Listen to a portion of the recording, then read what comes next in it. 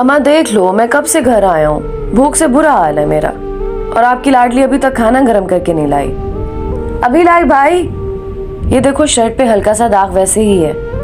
तुम्हें तो कपड़े भी सही से वॉश करने नहीं आते।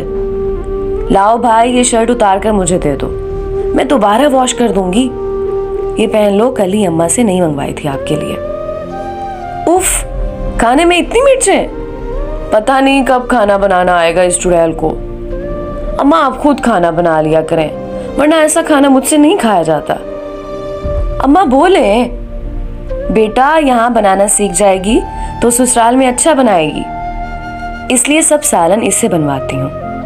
मतलब इसकी शादी तक बर्दाश्त करना पड़ेगा अब। और इसी बात पे अम्मा मुझे घूरने लगी।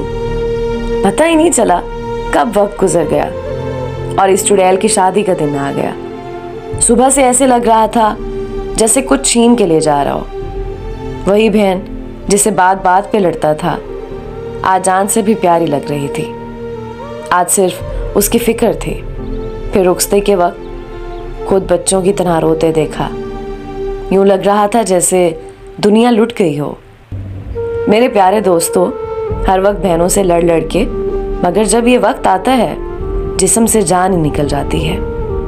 अल्लाह पाक हम सब बहनों और माँ बाप की बेटियों के नसीब अच्छे करे। आमीन।